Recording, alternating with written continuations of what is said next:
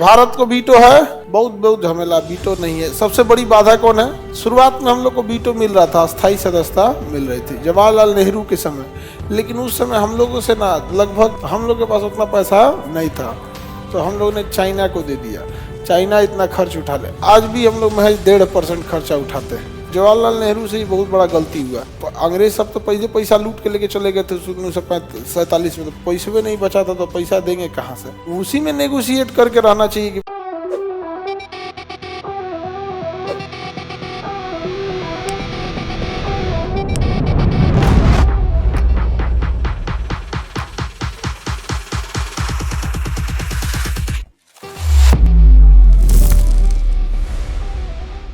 United nation organisation कब बना था? 24 अक्टूबर 1945।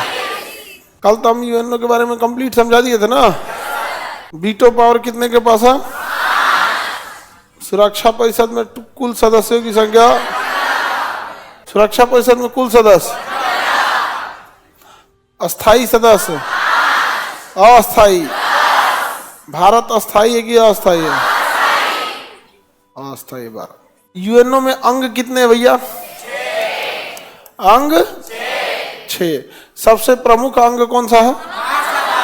नहीं, सबसे बड़ा कहेगा तो महासभा, सबसे मुख्य कहेगा तो सुरक्षा पर। भारत को वीटो है? नहीं है, बहुत बहुत झमेला, वीटो नहीं है। सबसे बड़ी बाधा कौन है? चाइना। शुरुआत में हम लोग को वीटो मिल रहा था, अस्थायी सदस्यता मिल रही थी जवाहरलाल नेहरू के समय, लेकिन उस समय हम लोगों से ना लगभग 4% सुरक्षा यूएनओ के कुल खर्च का मांगा जा रहा था कि आप एक काम करिए, इसमें ज़्यादा से ज़्यादा लगभग 4 से 6% आप खर्च उठाइए। तो हम लोग के पास उतना पैसा नहीं था, तो हम लोग ने चाइना को दे दिया। चाइना इतना खर्च उठा ले, आज भी हम लोग महज 1.5% खर्चा उठाते हैं। केवल कितना? यूएनओ के कुल खर्च का कितना उठाते हैं? 1.5%। आज भी बस 1.5% उठाते हैं। तो हम लोग पैसा नहीं, जवाहरलाल नेहरू से ही बहुत बड़ा गलती हुआ, नहीं समझे? अब अंग्रेज सब तो पहले पैसा लूट के लेके चले गए थे 1947 में, तो पैसे भी नहीं बचा था, तो पैसा देंगे कहाँ से? उसी में नेगोशिएट करके रहना चाहिए कि भाई शुरुआत में हम 1% देंगे, फिर 2 देंगे, फिर ऐसे 5-5 साल बाद क्या करेंगे? बढ़ाते चलेंगे, क्योंकि अभी हम आज़ाद हुए हैं। तो इस वजह से अमेरिका सबसे ज़्यादा खर्चा उठाता है यूएनओ का, तो अमेरिका के पास पैसा ज़्यादा है। अध्यक्ष का पद तो 1 साल का ही होता है, तो अध्यक्ष का पद कोई बहुत बड़ा पद नहीं है। अध्यक्ष के पद पर विजय लक्ष्मी पंडित भी रही हैं, पहली महिला। तो यूएनओ के अध्यक्ष का पद 1 साल होता है, महासभा का अंग होता है, तो उसमें पहली महिला अध्यक्ष विजय लक्ष्मी पंडित थी, नेहरू जी की रिश्तेदार बुआ, तो उनकी आंटी नेहरू जी की होती है आंटी। जवाहरलाल नेहरू ने सबसे बड़ा गलती क्या किया पता है? जब देश आज़ाद हो गया तो प्रधानमंत्री के पद तो बन गए, अब उनको लग गया कि हमको महासचिव बनना चाहिए। किस चीज़ का? यूएनओ का, कि देश तो आज़ाद दिला ही दिए, अब क्यों ना हम महासचिव बन जाए। उस महासचिव बनने के चक्कर में जवाहरलाल नेहरू ने सब चीज़ नाश दिया, सब चीज़ नाश दिया। यूएनओ के मामले में हर एक चीज़ यूएनओ के हिसाब से चलने लगे, यही उनकी सबसे बड़ी गलती थी। यूएनओ का महासचिव बनेंगे, कुछ नहीं कर पाए।